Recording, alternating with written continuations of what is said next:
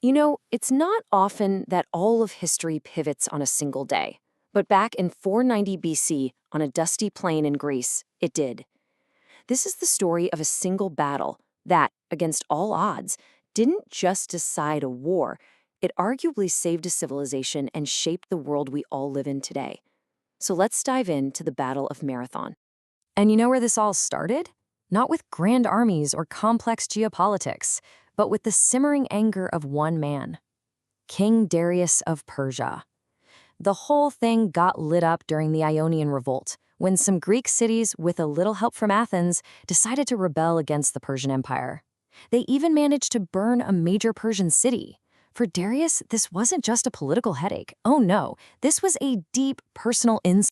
I mean, can you imagine this? According to the historian Herodotus, Darius was so ticked off that he had a servant repeat that exact phrase, "Master, remember the Athenians," to him every single day at dinner. So this invasion wasn't just about expanding an empire, this was a revenge mission, plain and simple.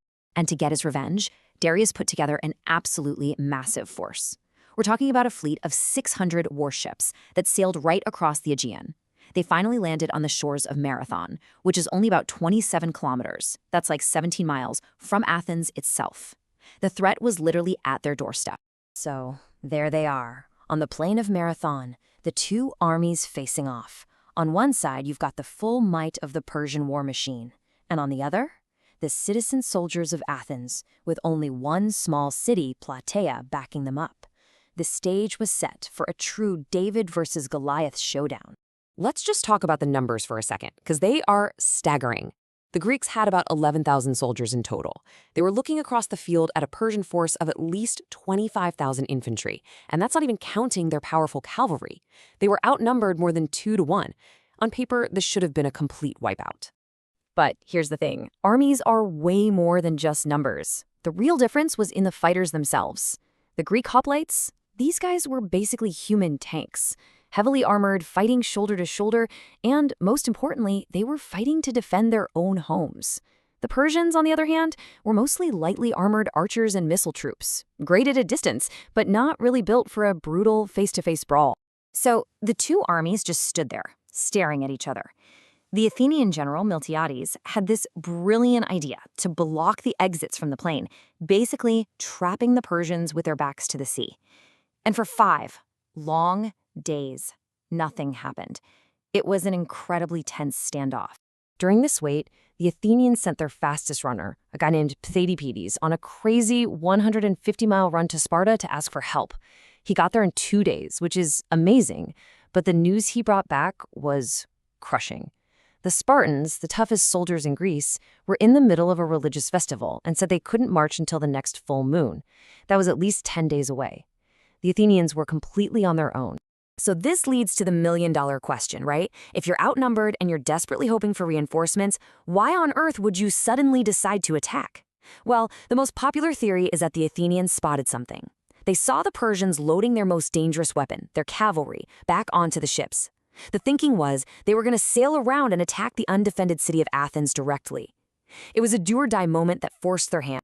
That Persian move, which was probably meant to be the final checkmate, actually gave the Athenians a priceless tiny window of opportunity. With the cavalry, the one thing the Greek hoplites really feared, out of the picture, Miltiades made the gutsiest call of his life: attack. And the plan he came up with was pure genius. Okay, so here's how it went down. First, the gamble. Miltiades made his center line intentionally weak and packed his strongest fighters on the sides, the flanks. Then the charge. The whole Greek army ran the last stretch to get past the deadly rain of Persian arrows as quickly as possible. Next, the lure. Just as planned, the weak Greek center started to fall back, and the best Persian troops charged forward, thinking they were winning. But it was a trap. And finally, the envelopment. The super strong Greek flanks smashed the Persian sides, and then they turned inward, completely surrounding the Persian center. Imagine that, the elite Persian troops, who thought they were seconds from victory, were suddenly trapped and getting hit from 3 sides. It was chaos. They broke and ran in a full-blown panic. The Greeks chased them all the way back to their ships, and it was an absolute slaughter. The battle was over. The victory was total. But the story doesn't end there. Not even close. The impact of this one battle would echo for thousands of years, and in many ways, it shaped the world we know. The scale of the Persian defeat was just mind-boggling. Herodotus tells us they counted 6,400 Persian bodies on the battlefield, and who knows how many more drowned trying to escape through the marshes. And the Athenians? Get this. In stark contrast, just 192 Athenians died at Marathon. They were buried as heroes in a special mound right there on the battlefield. That lopsided number tells you everything you need to know about how decisive this victory really was. And of course, the battle gave us something you've definitely heard of, the Marathon. Now, the real Pheidippides ran to Sparta before the battle, but legend kind of combined his story with the army's fast march back to Athens, creating this amazing myth of a single runner who runs all the way home, shouts, "We have won," and then collapses. And that's what inspires the modern race today. So what's the big takeaway here? Marathon really did change everything. For the first time, it showed that the invincible Persian Empire could actually be beaten. For Athens, this victory kicked off their golden age, an explosion of democracy, philosophy, and art.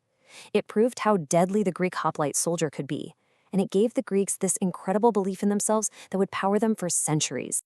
Let's end on this really powerful thought from the philosopher John Stuart Mill. He argued that Marathon was more important to British history than the Battle of Hastings. Think about that. He's saying that the survival of Athenian democracy and Greek culture on that one day was a more critical turning point for our world than even the Norman conquest of England. It really makes you wonder, what would our world look like if the Persians had won? If things like democracy and trial by jury had been snuffed out before they ever got started? That right there is the true legacy of Marathon.